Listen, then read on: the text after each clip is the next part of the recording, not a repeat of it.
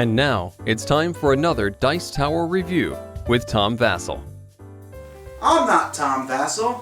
I'm someone completely different. I don't look anything like or act anything like Tom Vasel. I'm new and improved. Are you serious? That these glasses, that this disguise did not fool you?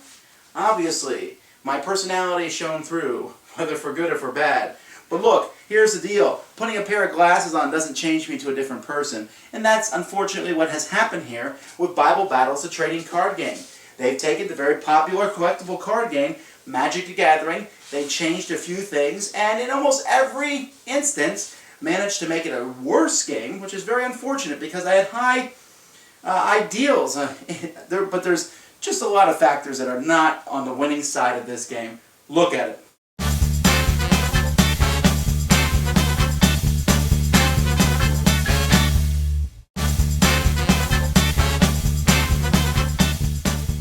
There are two starter decks in this game that you can buy. For those of you who haven't played these types of games before, this is a collectible card game or a trading card game, which means you buy a deck of cards, which is fixed, but after that you buy booster packs and you get more cards that you can add to these decks. Usually a deck is 60 cards, and then you take your deck and you play against someone else with their deck.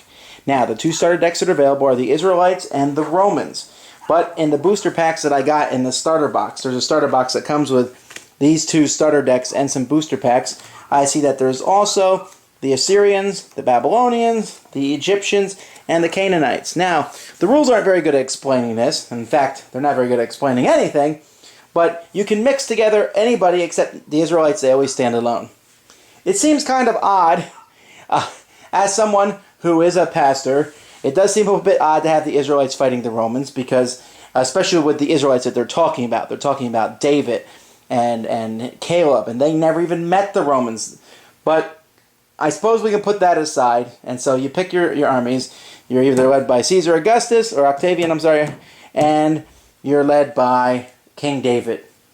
In a word, the rules are atrocious. They do not explain how to play very well. They're written in a poor format, but I could live with that if they had explained, but there are so many things that are not explained. There are things that you have to scrounge through the rules to get.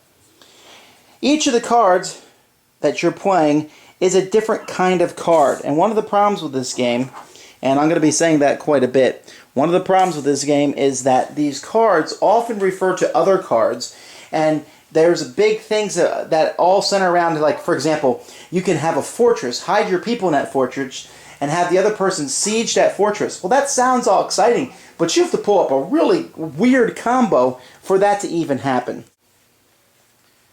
This is probably the main card of the game. It revolves around these follower cards. Each card in the game has a cost at the top there next to that piece of cheese or whatever it is. That shows how much it costs to bring that card into play. Then there's a attack value and a defense value that the cards have, which is pretty much identical to, again, the same values in creatures in Magic the Gathering. And then there's special abilities. Now, when you have cards, you can inspire them, which means turn them sideways. Now, you'll probably find yourself calling this tapping, but regardless. You can inspire cards, and inspiring cards lets them do different things. Follower is important because they let you either add 1 to your wisdom, or they give you +1 effort, which is your terminology for the cost for building things. So you need followers to bring people into play, or they can add to your wisdom. Now, the rules mention nothing much about wisdom and how you keep track of it. We kept track of our wisdom on paper, but the first person to a set amount of wisdom, usually maybe 30, is the winner of the game. Followers aren't all. You also need food, like these goats, or this grain, or this sheep, or grapes, and if you had time to see as I quickly moved through those are all exactly the same thing with different names. But once you have food and followers, you can start bringing army units into play. And here you got slingmen, or the big bad one, King David comes into play. Or you can give them items like a battering ram, or barracks. And there's cities that you can hide into, the fortress, as I mentioned before. And there's special cards that let you do different things, like bribery. So you're putting these cards in front of you, and as your army builds up and you have followers and food and armies, you can use those armies to attack other armies.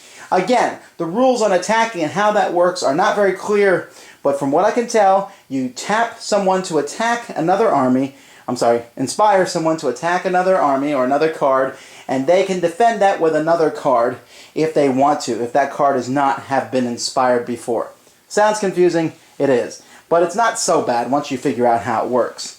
And so you keep going until one person reaches this predetermined amount of wisdom. Most of the time you're going to be getting wisdom from using your followers and inspiring them to get wisdom rather than to put more units out there. However, if you don't get units out, then your opponent's going to kill all your followers and you won't be able to get any wisdom. There's other units and things that provide you wisdom also, like King David does, and there's different cards that give you wisdom, so that's in the game too. The game takes as long as, well, basically as long as you have wisdom out for, but I would say maybe 12, 15 turns, and maybe, 45 minutes sounds reasonable. You might be wondering why I'm so down on this game. You'll say, hey, after all, you're a preacher. Shouldn't you like games that are about the Bible? Yes, I should. And in fact, maybe I hold them to a higher standard because I want them to be so good. This one has the germinations of a good game. But honestly, they took Magic the Gathering and they made it into a Bible game and they changed some things. Sure, the followers are generic and there's this idea of using them to get wisdom or to bring stuff out. Okay, that's not bad. That's an interesting idea. But the rest of the game is very blasé. I don't ever feel like I'm playing the Israelites as opposed to playing the Romans, as opposed to, well, I don't know about playing the other ones, but it just didn't feel that way. And there's this anachronism where why are the people from different time periods fighting one another, and sometimes you just sit there and you draw, no food yet, no food yet, no food yet, just sit there and hit me again one more time, and it can be very frustrating. Now I guess if you build your deck properly, you can get around these sorts of things, but the game just felt like there's only a few strategies. Get followers out, get food out, get your army out, now you attack. So, I don't know, the game's really boring. The artwork's okay, could be better, the card design's decent enough, and it's simple enough that people can understand it. But this is just not a game I enjoy at all. Thanks for joining us today. For more written, audio, and video reviews, as well as the #1 board game podcast, check out the website at www.thedicetower.com. Until then, this is Eric Summerer, and you've been watching The Dice Tower.